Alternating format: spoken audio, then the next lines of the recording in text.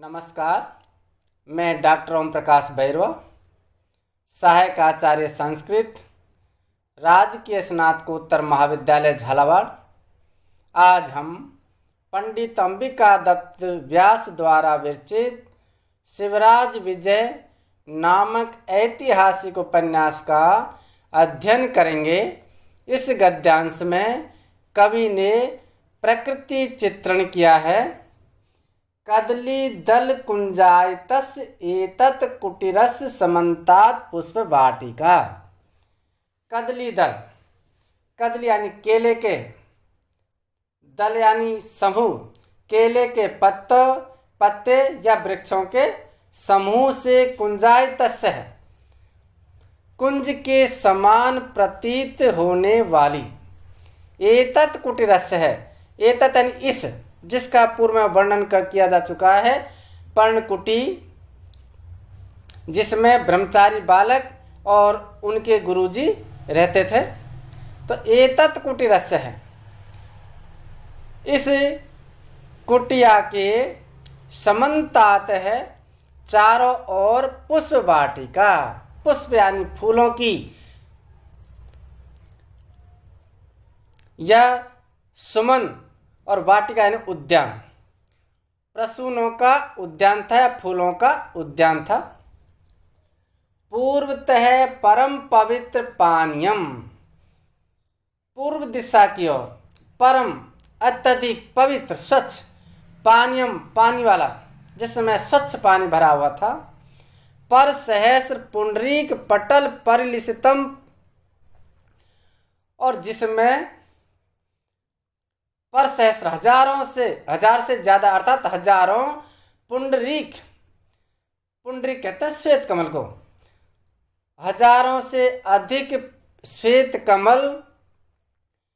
कमलों का पटल यानी समूह, परिलिसितम यानी सुशोभित हो रहा था। अर्थात उसमें हजारों श्वेत कमलों का समूह व्याप्त था या उसमें हजारों श्वेत कमल खिले हुए थे।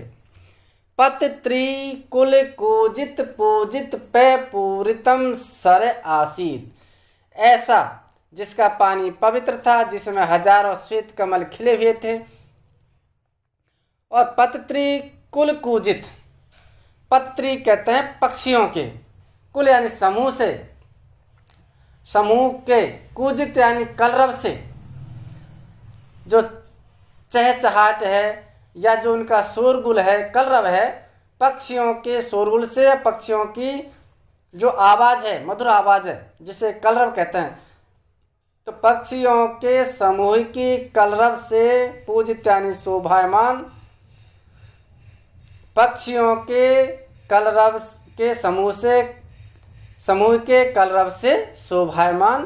पे पूरितम सर आसीत, पे यानी पानी से, पूरित यानी भरा हुआ, लबालब, सर यानी तालाब, आसीत यानी था, अर्थात वह तालाब पानी से भरा हुआ था, उसमें कम पानी नहीं था। और जहाँ कम पानी होता है वहाँ पर गंदा पानी होता है, इसलिए यहाँ पूरा पानी भरा, पानी से पूरा भरा होने की वजह से वो पानी कैसा था? स्वच्छ था। स्वच्छ पानी से भरा हुआ तालाब था। दक्षिणतः च एक है निर्झर झरझर ध्वनि ध्वनित दिगंतर है। च और दक्षिण है, दक्षिण दिशा की ओर। एक है एक निर्झर, झरना, जो पहाड़ी से गिरा था झरना, झरझर ध्वनि ध्वनित दिगंतर है। झरझर ध्वनि से, झरने की जो कलकल की जो आवाज है, जो झरझर की जो आवाज है, उस आवाज ध्वनि से ध्वनित दिगंतर है। ध्वनित यानी गुंजायमान कर रहा था या ध्वनित हो रही थी, दिगंतर यानी दिशाएं। झरझर की ध्वनि से दिशाएं गुंजायमान हो रही थी। फल पटला स्वाद चपलित चंचू पतंग कुल आक्रमण अधिक है। फल पटल, फलों के पटल यानी समूह से, समूह के, आस्वाद खाने से के स्वाद से, चपलित यानी चंचल, चंचू चोंच वाले पतंग पक्षियों के कुल यानी समूह के आक्रमण से अधिक विनित है। अधिक यानी और ज्यादा, विनित यानी झुक गई है, शाख यानी शाखाएं, ऐसे शाख यानी पेड़ के समूह से व्याप्त यानी व्याप्त था। और दक्षिण दिशा में झरने की झरझर ध्वनि से गुंजायमान या ध्वनि से व्याप्त दिशाओं वाला, और फलों के खाने से चंचल चोंच वाले पक्षियों के कुल के आक्रमण से, समूह के आक्रमण से अधिक जिसकी शाखाएं झुक गई है, ऐसी शाखाओं वाले पेड़ों से के समूह से व्याप्त। अर्थात वहाँ पर फलदार कई सारे वृक्ष लगे हुए थे जिनकी डालियां फलों से नीचे को पृथ्वी की ओर झुकी हुई थी, और उन पर पक्षियों के बैठने के खाने से और चोंच के आक्रमण करने की वजह से वो शाखाएं उनके वजन से और भी ज़्यादा नीचे को पृथ्वी की ओर झुक गई थी, ऐसे पेड़ वाले। अर्थात जहाँ पर रसदार फल वाले वृक्ष थे जिनको पक्षी चोंच के द्वारा खा रहे थे। तो जो भी वृक्ष में फल लगता है तो वो नीचे को झुक जाता है। अर्थात जो परोपकार करता है, फल दूसरे के लिए देता है, वृक्ष खाते नहीं है। परोपकार है फलंति वृक्षा, परोपकार के लिए वृक्ष फल देते हैं। तो जो उदार व्यक्ति होता है वो विनम्र हो जाता है, जिससे उदार जो परोपकारी हो, जिससे कि आसानी से दूसरा जो नीचे रहा गिरे वो तोड़ करके उनको खा ले। और दूसरा इसी से संबंधित और भी एक पद्य मिलता है, भवन्ते नाम्रास्तरे वे फलागे मही नवाम्बुभि दूरे विलंबिनो घना अनुद्धता सतपुरुष समृद्धि भी स्वभाव एवेश परोपकारिणाम। फल के आने पर पेड़ विनम्र हो जाते हैं या पृथ्वी की तरफ नीचे झुक जाते हैं।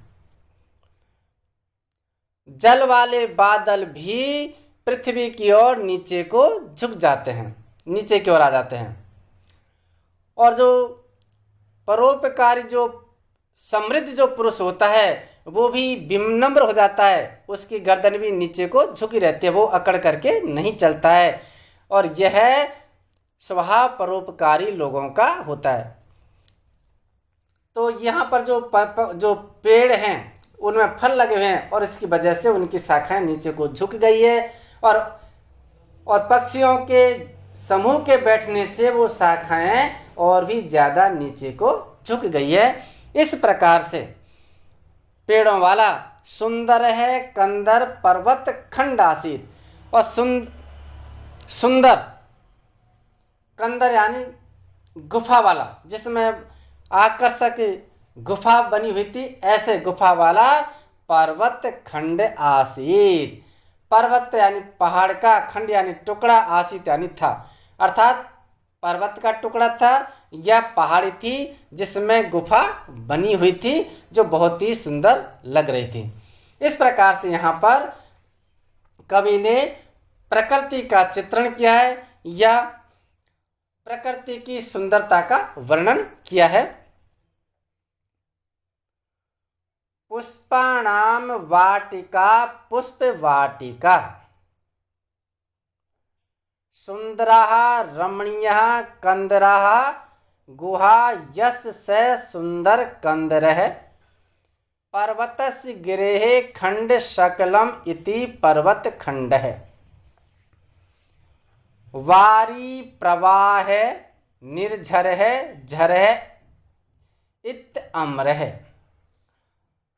अमर कोश था, अमर सिंह ने एक अमर कोश लिखा है, उसमें जिसे समानांतर कोश भी कह सकते हैं, जिसमें जो समानार्थक शब्दों का समूह है, हिंदी में जिन्हें पर्यायवाची शब्द कहते हैं, तो एक ही शब्द के जो पर्यायवाची कितने शब्द होते हैं उनका उसमें उन्होंने वर्णन किया है।